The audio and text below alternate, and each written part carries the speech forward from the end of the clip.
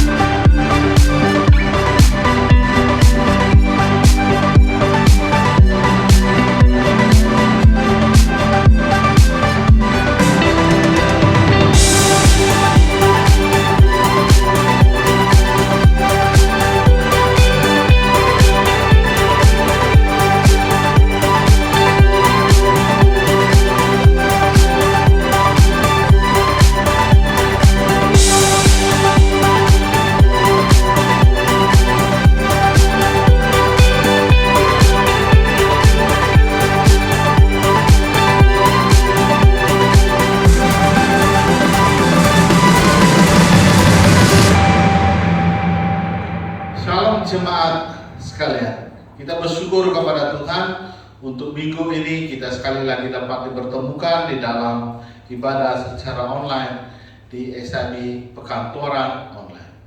Kita bersyukur kepada Tuhan karena kesempatan ini, dan untuk memulai ibadah kita pagi ini, marilah kita berdoa.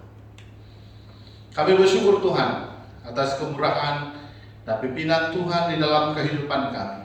Kami bersyukur karena pimpinan Tuhan sepanjang minggu ini. Kami juga bersyukur karena Tuhan telah menyertai kami, memberikan kami pimpinan, kesehatan yang baik, dan pemeliharaan Tuhan sepanjang waktu. Kami bersyukur Tuhan untuk pagi ini.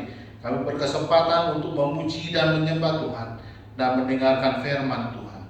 Biarlah setiap yang kami lakukan pagi ini mendatangkan kemuliaan bagi Tuhan. Nama Tuhan ditinggikan dan dipermuliakan. Kami mulai acara Tuhan, biar semua itu Tuhan diperkenankan. Di dalam nama Tuhan Yesus kami telah berdoa. Amin.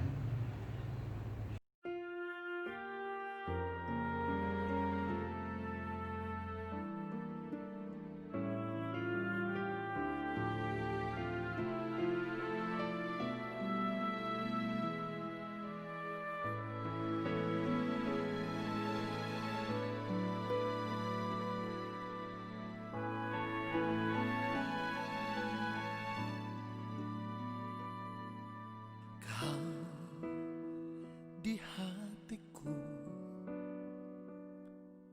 kau di pikiranku, dan bawaku mendekat. Di mana kau tinggal, kau di hatiku, di pikiranku, dan bawaku mendekat. Di mana Shalom jemaat semua. kau tinggal. Pembacaan pada pagi ini di dalam Bilangan 5 ayat 21 hingga 31. Dalam hal haruslah iman menyumpah perempuan itu dengan sumpah kutuk, dan harus imam berkata kepada perempuan itu, maka Tuhan kiranya membuat engkau menjadi sumpah kutuk di tengah-tengah bangsamu dengan mengempiskan pahamu dan mengembungkan perutmu. Sebab air yang mendatangkan kutuk ini akan masuk ke dalam tubuhmu untuk mengembungkan perutmu dan mengempiskan pahamu. Dan haruslah perempuan itu berkata, Amin, Amin. Lalu imam harus menuliskan kutuk itu pada sehelai kertas dan menghembuskannya dengan air pahit itu. Dan ia harus memberi perempuan itu minum air pahit yang mendatangkan kutuk itu, dan air itu akan masuk ke dalam badannya dan menyebabkan sakit yang pedih. Maka haruslah imam mengambil korban sajian cemburuan dari tangan perempuan itu, lalu menunjukkannya ke hadapan Tuhan dan membawanya ke mezbah. Sesudah itu haruslah imam mengambil segenggam dari korban sajian itu sambil sebagai bagian ingat-ingatannya dan membakarnya di atas mezbah, lalu kemudian memberi perempuan itu minum air itu. Setelah terjadi demikian, apabila perempuan itu memang mencemarkan dirinya dan berubah setia terhadap suaminya, air yang mendatangkan sumpah serapah itu akan masuk ke badannya dan menyebabkan sakit yang pedih, sehingga perutnya mengembung dan pahanya mengempis. Dan perempuan itu menjadi sumpah kutuk di antara bangsanya. Tetapi apabila perempuan itu tidak mencemarkan dirinya, melainkan ia suci, maka ia akan bebas dan akan dapat beranak. Itulah hukum tentang perkara cemburuan. Kalau seorang perempuan telah berbuat serong dan mencemarkan dirinya, padahal ia di bawah kuasa suaminya. Atau kalau roh cemburu menguasai seorang laki-laki sehingga ia cemburu terhadap istrinya, ia harus menghadapkan perempuan itu kepada Tuhan, dan imam haruslah melaksanakan seluruh hukum ini kepada perempuan itu. Petikan terakhir, laki-laki itu akan bebas daripada salah, tetapi perempuan itu haruslah menanggung akibat kesalahannya. Sekian pembacaan. Ku perlukan Tuhan. Shalom. Pembacaan pagi ini dalam Perjanjian Baru terdapat dalam Yohanes 6 ayat 36 sampai 47. Saya ulang, Yohanes 6 ayat 36 sampai 47. Ayat 36. Telah kukatakan kepadamu bahwa kamu telah melihatku, namun tidak percaya kepadaku. Semua yang diberikan kepadaku oleh Bapa akan datang kepadaku. Aku tidak akan menolak seorang pun yang datang kepadaku. Aku turun dari surga bukanlah untuk melakukan kehendakku sendiri, tetapi kehendak Dia yang mengutusku. Inilah kehendak Dia yang mengutusku daripada semua yang diberikan kepadaku. Tiada seorang pun yang keciciran, tetapi akan kubangkitkan kesemuanya pada hari akhir. Demikianlah kehendak Bapa-Ku, yaitu setiap orang yang melihat Anaknya dan percaya kepadanya akan mendapat hidup yang kekal, dan Aku akan membangkitkannya pada hari akhir. Orang Yahudi di situ mula merungut sesama, sendiri menentang Yesus karena kata-katanya. Akulah roti yang turun dari surga. Mereka berkata, bukankah Dia Yesus, anak Yusuf, dan ibu bapanya yang kita kenal? Bagaimanakah Dia boleh mengaku aku turun dari surga? Lalu Yesus berkata kepada mereka, janganlah merungut sesama sendiri. Tetapi tiada seorang pun yang dapat datang kepadaku kecuali didorongkan oleh Bapa yang mengutusku, dan aku akan membangkitkannya pada hari akhir. Ada tersurat dalam tulisan para nabi, semua manusia akan diajar oleh Allah. Dengan demikian, seorang yang mendengar dan belajar daripada Bapa akan datang kepadaku. Tiada seorang pun pernah melihat Bapa, hanya Dia yang datang kepada Allah telah melihat Bapa. Ayat yang terakhir, sesungguhnya aku berkata kepadamu, orang yang percaya mendapat hidup yang kekal. Haleluya. Demikian pembacaan. Menjamah hatiku, ku perlukan. Shalom, selamat pagi semua jemaat. Halo, bersyukur senang pagi ini kita dapat terus bersama secara online. Saya percaya walau di mana kita berada, pasti Tuhan tuh ada bersama kita. Amin. Haleluya. Mari kita angkatkan lagu kita, syukur pujian kita kepada kasih Tuhan Yesus. Bersyukurlah.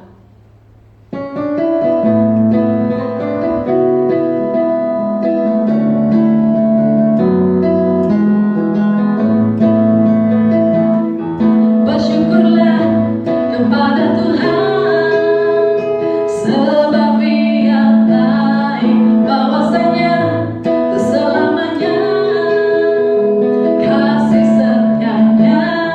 Bersyukurlah kepada Tuhan, sebab Ia baik, bahwasanya selamanya kasih setianya. Datanglah kebaiknya, datanglah kebaiknya.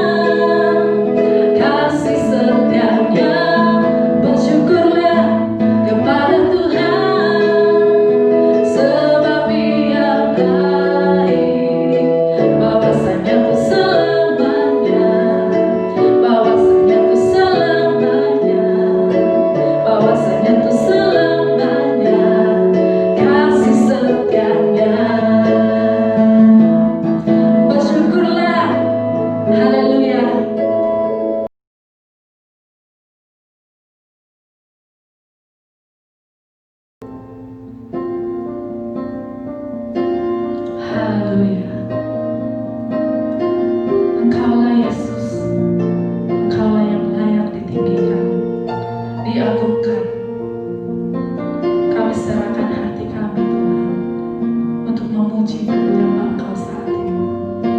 Haleluya.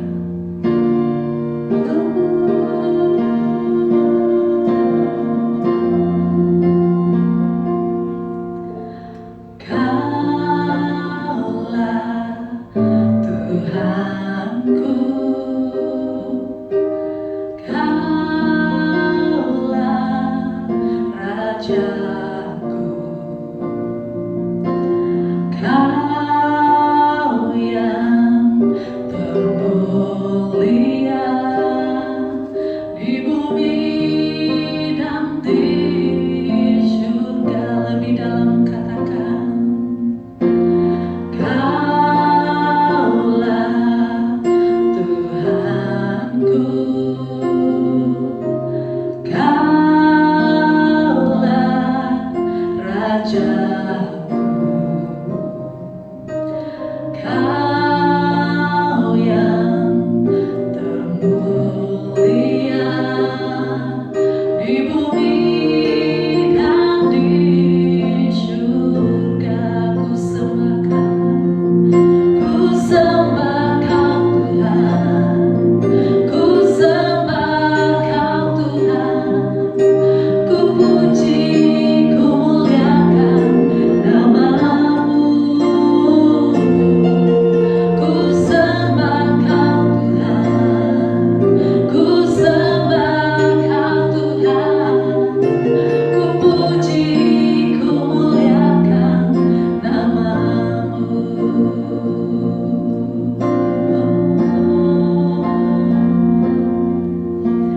Kaulah Tuhanku, Kaulah Rajaku, Kau yang termulia di bumi dan di surga. Ku sembah Kau Tuhan, ku sembah Kau Tuhan, ku puji, ku muliakan nama-Mu. Ku sembah Kau Tuhan, ku sembah Kau Tuhan, ku puji, ku muliakan nama-Mu. Ku sembah Kau Tuhan, ku sembah Kau Tuhan, ku puji, ku muliakan nama-Mu.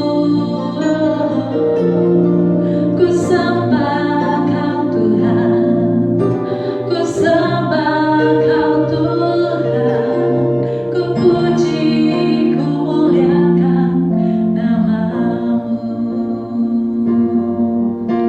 Ku puji, ku muliakan nama-Mu. Ku puji, ku muliakan nama-Mu.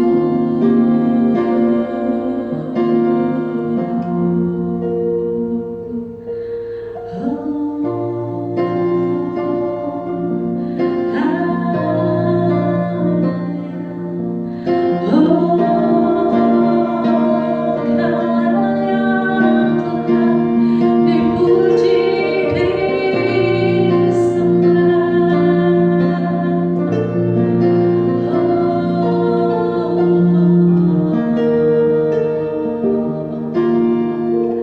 Haleluya.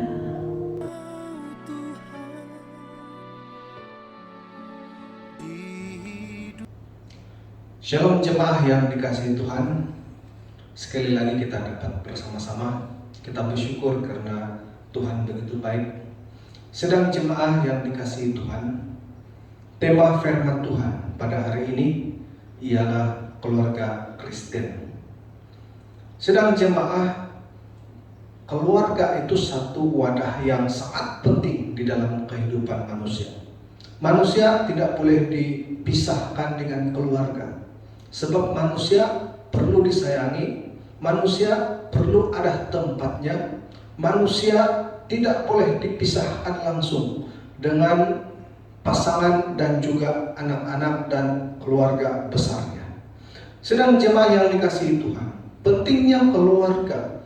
Lalu keluarga itu seharusnya diletakkan di dalam kasih karunia Tuhan. Keluarga itu seharusnya diletakkan dalam pemeliharaan Tuhan, supaya keluarga kita menjadi keluarga yang diberkati Tuhan. Justru itu sangat penting untuk memiliki sebuah keluarga Kristen. Pentingnya keluarga Kristen, yang pertama, supaya suami istri dapat saling menolong dan mengasihi serta memimpin anak-anak mereka untuk mengikuti kehendak Tuhan. Suami istri mesti saling menolong dan mengasihi serta memimpin anak-anak. Untuk memimpin anak-anak inilah keluarga Kristen sangat penting, karena anak-anak dan anggota keluarga lain harus dipimpin untuk mengikut kehendak Tuhan. Yang kedua, Kristus ingin supaya pernikahan Kristen tetap berlangsung dan berhasil. Tuhan mau supaya apa yang disatukan oleh Roh seharusnya menjadi keluarga yang terus ada kelangsungannya dan menjadi keluarga yang berhasil. Dan yang ketiga, suksesnya masyarakat itu bergantung kepada rumah tangga. Kalau kita ingin memiliki masyarakat yang sukses, masyarakat yang baik, maka semuanya bergantung kepada rumah tangga. Setiap gejala sosial yang tidak baik hari ini, bermacam-macam jenayah dan gejala-gejala sosial yang tidak baik, semuanya bermula daripada rumah tangga. Oleh itu, untuk memiliki masyarakat yang sukses, yang baik, maka semua bergantung kepada rumah tangga. Sedang jemaah yang dikasihi Tuhan, saya pikir keluarga Kristen itu sama seperti sebuah bangunan.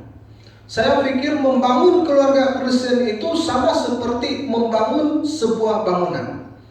Kita pasti bahwa membangun bangunan itu ada banyak yang diperlukan. Perlu fondasi yang kuat, perlu dinding, perlu atap, dan segala aspek keselamatan dan sebagainya.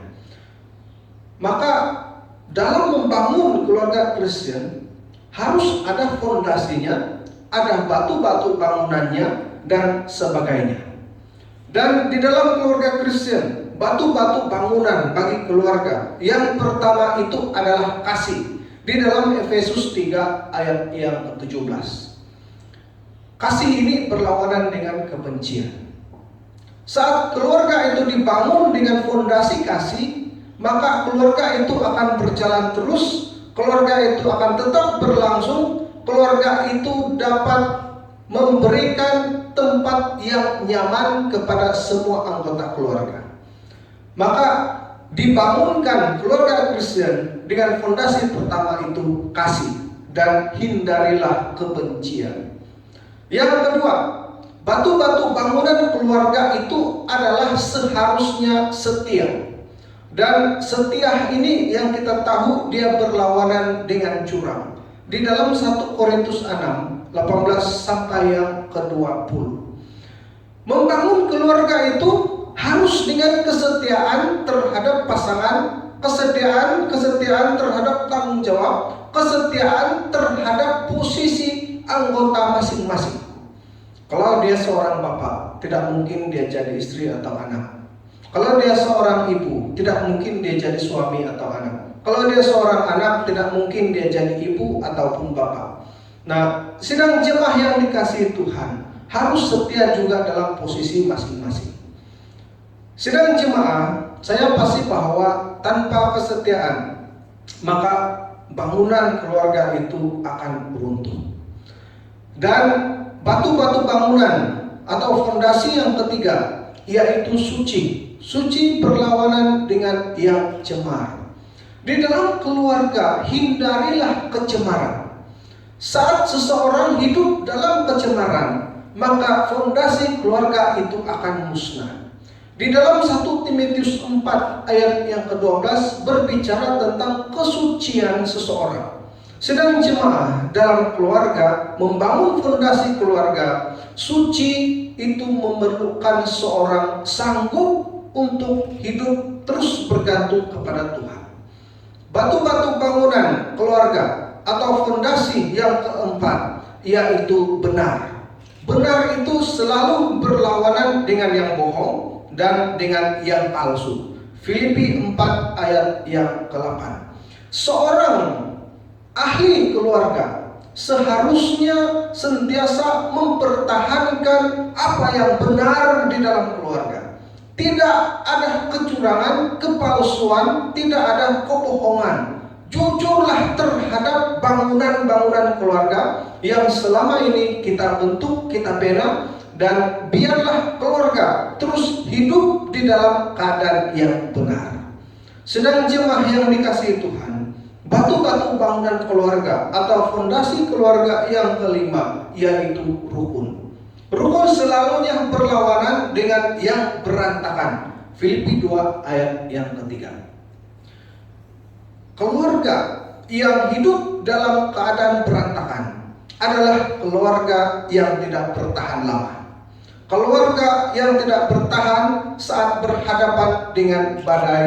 Keluarga yang tidak bertahan saat berhadapan dengan cabaran-cabaran. Sedang jemaah, keluarga punya cabarannya sendiri. Keluarga itu punya cabaran yang lebih besar daripada yang di luar. Keluarga itu adalah satu tempat, medan atau wadah yang mau dihancurkan oleh iblis, sebab dia tahu keluarga lah puncak kebaikan atau keburukan. Sebab itu sedang jemaah, fondasi membangun keluarga itu harus rukun. Dan lalu kita lihat seterusnya bahagian-bahagian di dalam keluarga, bahagian-bahagian dalam bangunan yang kita sebut sebagai bangunan keluarga Kristen. Yang pertama itu pasti bangunan itu harus ada atap. Pernahkah saudara tinggal di rumah yang tidak beratap? Pernahkah saudara punya rumah yang rumahnya tidak ada atap? Saya pasti itu bukan rumah, tapi bolehlah disebut sebagai tempat beriadah dan sebagainya, tapungan air dan sebagainya. Tetapi rumah yang lengkap seharusnya dia punya atap.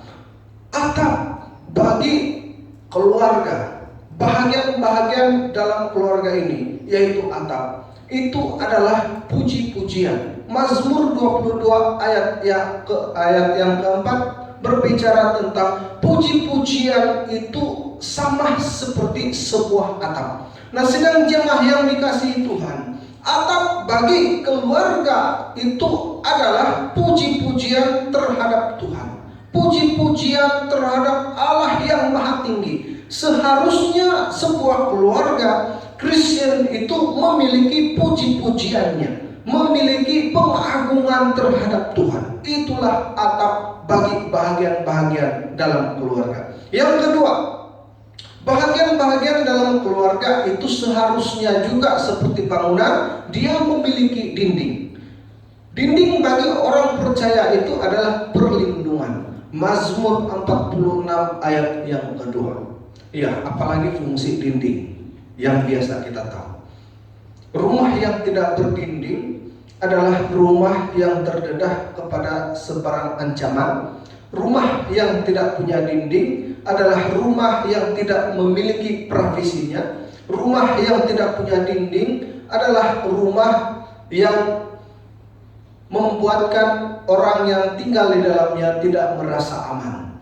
Dinding itu berupaya untuk melindungi orang yang ada di rumah. Bahagian di dalam keluarga kita, dinding bagi keluarga itu adalah perlindungan Tuhan. Sedang jemaah yang dikasihi Tuhan, biarlah anggota keluarga kita merasa aman. Biarlah setiap ahli daripada keluarga kita, anak, istri, suami dan sebagainya, merasa aman tinggal di dalam keluarga itu. karena mereka tahu mereka dilindungi. Jadi sedang jemaah, dinding bagi kita, dinding bagi keluarga Kristen adalah perlindungan Tuhan. Bahagian-bahagian dalam keluarga yang ketiga yaitu jendela. Nah, sedang jemaah yang dikasihi Tuhan, jendela itu apa gunanya? Kita tanya yang pakar. Yang tidak pakar pun tahu apa guna jendela. Jendela itu supaya pengudaraan di dalam rumah itu bagus. Udara segar masuk di dalam rumah melalui jendela kita. Sedang jemaah yang dikasihi Tuhan, di dalam bangunan keluarga, jendela bagi keluarga itu adalah doa. Di dalam 1 Petrus 5 ayat yang ke-7, Efesus 6 ayat yang ke-18. Keluarga yang tidak punya jendela, keluarga yang tidak punya doa adalah keluarga yang tidak segar. Keluarga yang tidak berdoa adalah keluarga yang tidak mendapat pengudaraan yang secukupnya. Nah, sedang jemaah yang dikasihi Tuhan, sebagai seorang anggota keluarga Tuhan, anggota keluarga Allah, sebagai seorang Kristen, seharusnya keluarga kita punya kesegaran yang cukup. Bagaimana untuk segar di dalam Tuhan adalah pastikan keluarga kita mempunyai doa. Doa adalah jendela bagi keluarga kita. Nah, sedang jemaah, bahagian-bahagian dalam keluarga yang kelima, pasti di dalam keluarga, di dalam bangunan itu, dalam kawasan bangunan pasti punya pohonnya. Tidak ada orang yang membenci tumbuhan, bunga-bunga di kawasan rumah. Kalau ada pun, saya pun tidak tahu. Tapi setakat ini saya belum pernah berjumpa. Justru pada hari ini orang berlomba-lomba untuk mencantikkan halaman rumahnya dengan menanam bunga, menanam pohon-pohon dan sebagainya. Nah, sedang jemaah, bahagian dalam keluarga Kristen yaitu harus ada pohon-pohon rohaninya. Apa guna pohon? Pohon itu adalah penyeri rumah. Bila melihat saja rumah yang dipenuhi dengan pohon bunga dan pohon-pohon yang cantik dan sebagainya, pohon yang terpilih, orang akan berkata, wah, sungguh ceria sekali keadaan rumah dia, sungguh ceria sekali kawasan rumah dia. Nah, sedang jemaah yang dikasihi Tuhan, pohon itu penyeri bagi rumah kita. Nah, bagi orang Kristen, bahagian-bahagian dalam keluarga kita yaitu pohon rohani, yaitu buah-buah rohani. Keluarga harus memperlihatkan buah-buah rohani di dalam keluarga. Dalam Galatia 5, 22 sampai 23. Seharusnya dalam keluarga kita, orang akan melihat ada buah-buah rohani. Dari jauh orang melihat, wah, keluarga ini penuh dengan buah-buah rohani. Nah, sedang jemaah, seperti sebuah kawasan rumah, orang melihat pohon sebagai penyeri kawasan, maka di dalam keluarga Kristen orang melihat buah-buah rohani pada diri setiap anggota keluarga. Sedang jemaah yang dikasihi Tuhan, bahagian-bahagian dalam keluarga yang keenam, kalau kita lihat sebuah rumah yang dipenuhi dengan pohon dan bunga, rumah itu sangat berseri-seri, rumah itu kelihatan cantik, rumah itu ada aura damainya di sana. Sehingga seorang yang stres, seseorang yang dalam depresi yang dalam, bila berada di kawasan bunga-bunga yang cantik, di dalam kawasan rumah yang penuh dengan tumbuhan-tumbuhan, maka dia akan mulai rilis tensionnya. Nah, sedang jemaah yang dikasihi Tuhan, kalau bahagian dalam halaman rumah itu ada bunganya, maka di dalam keluarga Kristen pun harus ada bunganya. Nah, sedang jemaah, bunga dalam keluarga Kristen itu adalah bau harum yang semerbak, yang tercium dari kehidupan keluarga. Sedang jemaah, keluarga yang punya keluarga yang baik, keluarga yang disayangi oleh orang lain adalah keluarga yang melakukan banyak kebaikan. Nah, ia seperti haruman yang semerbak yang tercium daripada kawasan-kawasan rumah. Seharusnya orang melihat keluarga Kristen, saat dia melihat keluarga Kristen, dia akan merasa damai. Seseorang itu boleh menghidup kebaikan yang ada dalam keluarga kita.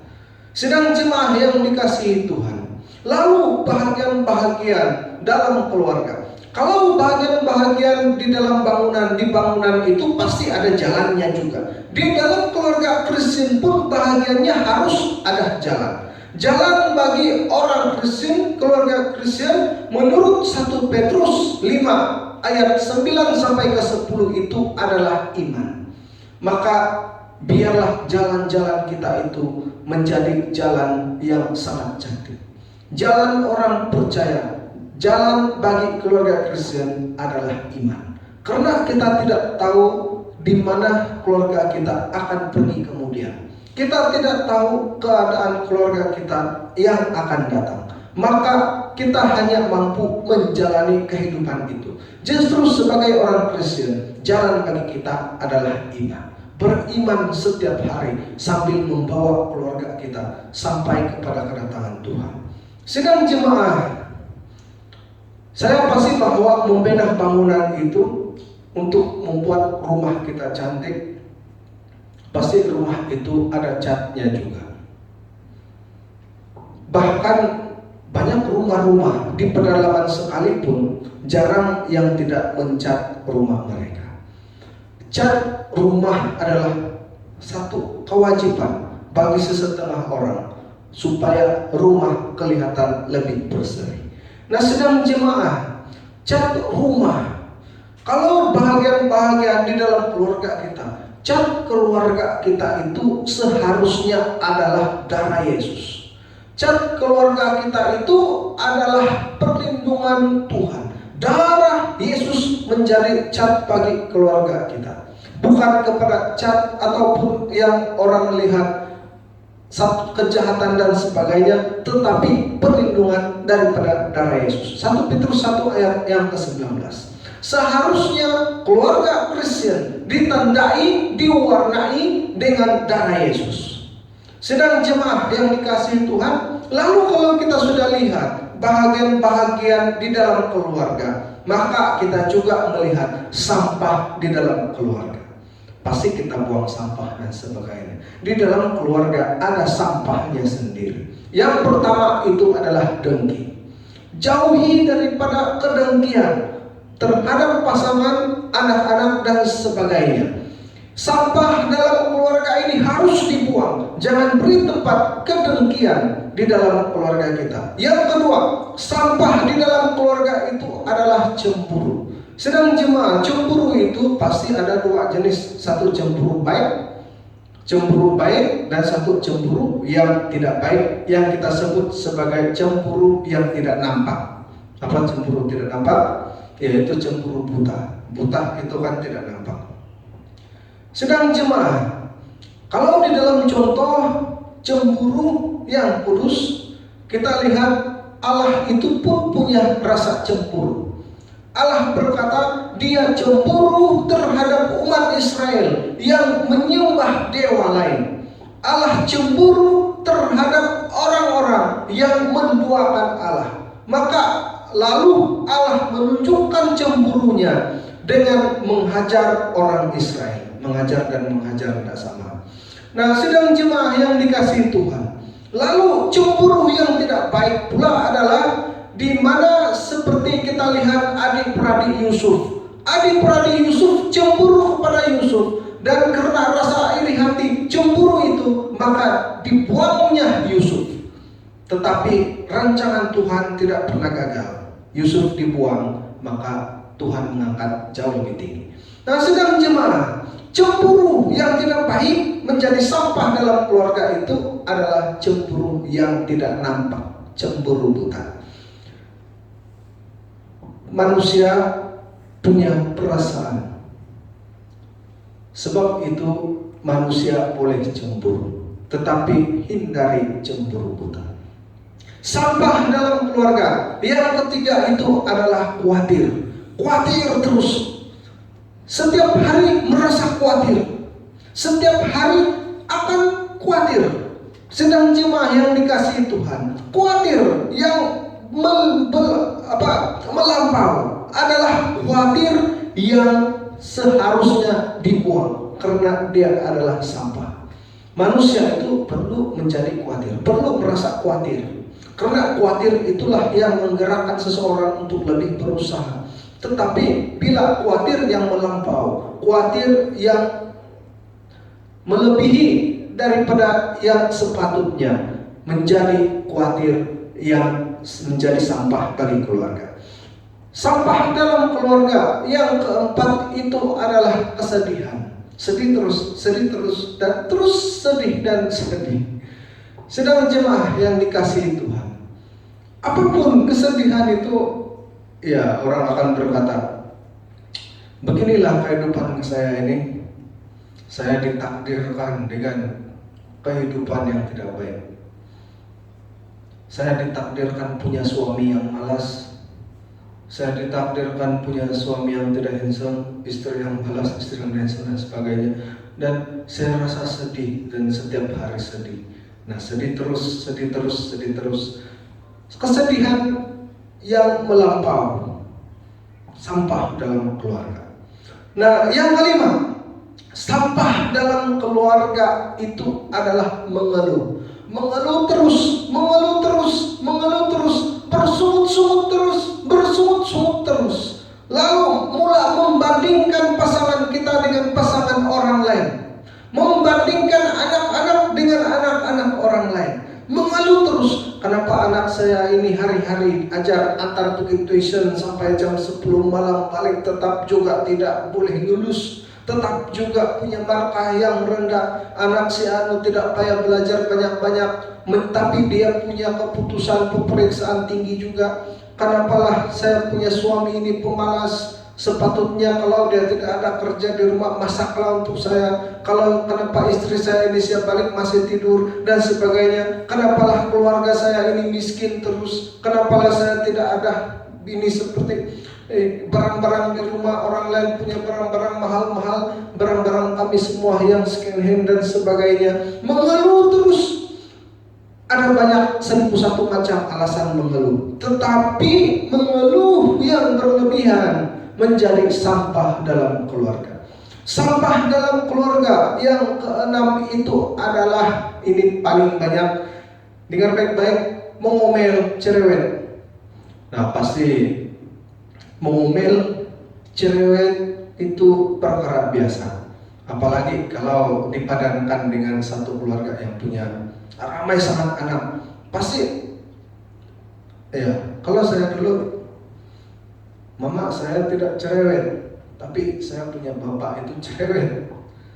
Nah, mungkin ada yang punya ibu yang cerewet, tapi bapak yang tidak cerewet dan sebagainya. Itu biasa dalam keluarga. Tetapi yang tidak biasa di dalam keluarga itu adalah salah sedikit dia ngomel, salah sedikit mengomel dan mengomel terus mengomel sampai satu hari tetap mengomel terus. Masa tidur, sebelum tidur mengomel, bangun tidur mengomel. Semuanya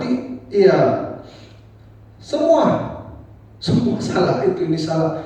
Nah, sedang jemaah, jika berlebihan mengomel dan cerewet menjadi sampah di dalam keluarga. Sampah di dalam keluarga yang ketujuh dan yang terakhir adalah malas dan sebagainya. Malas. Sedang jemaah, di dalam keluarga jangan ada bermalas-malasan. Suami, istri, anak-anak, jangan ada bermalas-malasan. Karena bila bermalas-malasan, tidak ada kemajuan di dalam keluarga. Keluarga harus berjalan terus. Keluarga harus maju terus. Keluarga harus ikut perkembangan masa. Keluarga harus menjadi keluarga yang kompeten, keluarga yang berpotensi. Maka jika ada kemalasan di dalam keluarga, maka keluarga itu tidak akan maju dengan cepat. Tetapi mungkin saja keluarga itu akan bertambah susah dan miskin. Sedang jemaah yang dikasihi Tuhan, Allah pun tidak mau orang-orang yang percaya kepada Dia itu malas. Kita lihat saja apa kata Raja Salomo. Hai malas, pergilah kepada semut. Biarpun semut itu adalah semut yang kecil, ya size-nya kecil, jarang semut yang size-nya besar pun tidaklah besar betul. Tetapi semut itu boleh melakukan banyak kerja. Semut itu melakukan kerja tugasannya dengan baik sekali. Nah, semut itu adalah perbandingan di antara yang malas dan yang rajin. Sedang jemaah yang dikasihi Tuhan, jangan simpan sampah ini dalam keluarga kita. Keluarga kita harus dijauhi dari kemalasan. Sedang jemaah yang dikasihi Tuhan, hari ini kita sudah belajar mengenai dengan keluarga Kristen, pentingnya keluarga Kristen. Dan keluarga Kristen itu sama seperti bangunan-bangunan lain, di mana kalau bangunan itu ada fondasinya, ada batu-batu bangunan untuk membina bangunan. Di dalam keluarga Kristen, fondasinya adalah pertama kasih, kedua setia, ketiga suci, keempat benar, kelima rukun. Dan di dalam bangunan itu biasanya akan ada bahagian-bahagiannya, yaitu punya jendela, atap dan sebagainya. Demikian juga di dalam keluarga Kristen ada bahagian-bahagiannya, yaitu harus punya dinding perlindungan Tuhan, harus punya atap puji-pujian, harus punya pagar perlengkapan rohani, harus punya jendela doa, harus punya pohon buah-buah rohani, harus punya bunga bau harum yang semerbak yang tercium dari kehidupan keluarga Kristen. Yang ketujuh, harus punya jalan, yaitu jalannya adalah iman. Yang kedelapan, harus punya warna rumah, cat rumah, yaitu darah Yesus. Dan sampah di dalam keluarga, dengki, cemburu, khawatir, sedih, mengeluh, mengomel, cerewet, malas dan sebagainya. Sedang jemaah yang dikasihi Tuhan, mari kita membangun keluarga yang bahagia, keluarga yang diberkati Tuhan, keluarga perjanjian Tuhan, menjadikan keluarga kita keluarga Kristen. Mari kita berdoa. Terima kasih Tuhan, kami mengucap syukur karena kasih setia-Mu. Ya Bapa, kami menyerahkan keluarga kami di dalam tangan-Mu. Lindungilah keluarga kami, kuatkanlah keluarga kami. Kami berdoa tangan Tuhan yang perkasa terus menopang keluarga kami. Terima kasih Tuhan, bersihkan keluarga kami daripada segala sampah-sampah keluarga yang merusakkan keluarga kami. Kami berdoa kiranya Tuhan memberkati semua keluarga yang ada di tempat ini. Ini doa kami Tuhan, terpuji Engkau. Dalam nama Tuhan Yesus kami berdoa. Jemaah dengan kasih karunia Tuhan, Allah memberkati kamu hari ini sampai selama-lamanya. Dalam nama Tuhan Yesus kami berdoa. Amin. Kau di hatiku, Kau di pikiranku, dan bawaku mendekat di mana Kau tinggal. Ku perlu Kau Tuhan, menjamah hatiku. Ku perlu Kau Tuhan di hidupku. Hanya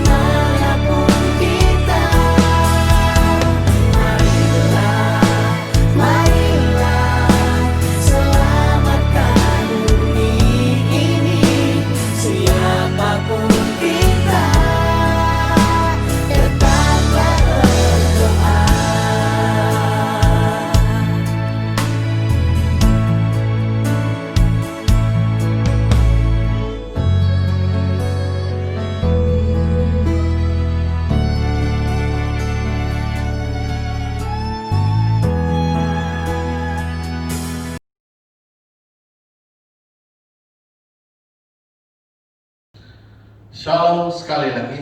Kita bersyukur karena kita sudah mengakhiri ibadah kita secara online pada pagi ini. Marilah kita mengakhiri persekutuan kita di dalam doa.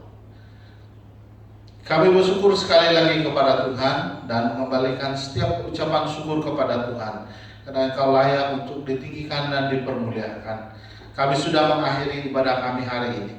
Kami mau supaya Tuhan terus memimpin dan menyertai kami serta memelihara kami sepanjang minggu yang berikutnya.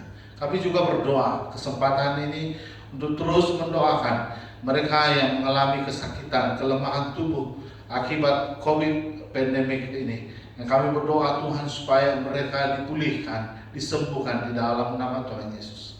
Kami juga berdoa untuk setiap jemaat kami, di mana saja mereka berada. Di situ Tuhan memimpin mereka, memberikan mereka kekuatan dan kesehatan, memberkati pekerjaan dan usaha mereka, bahkan juga kesehatan mereka, agar sepanjang minggu ini, minggu yang berikutnya, mereka akan mengalami pimpinan dan penyertaan Tuhan di dalam hidup mereka. Kami juga berdoa untuk para warga emas kami, supaya mereka diberikan kekuatan, diberikan pimpinan untuk kesempatan waktu mereka, untuk terus setia dan percaya Tuhan dengan lebih sungguh. Jemaat sekalian, damai sejahtera Tuhan menyertai dan memimpin kamu sepanjang minggu berikutnya. Biar kasih karunia Tuhan dan penyertaan Roh Kudus akan menyertai kamu sepanjang hari ini dan selamanya. Di dalam nama Yesus kami berdoa dan bersyukur semua ini. Amin.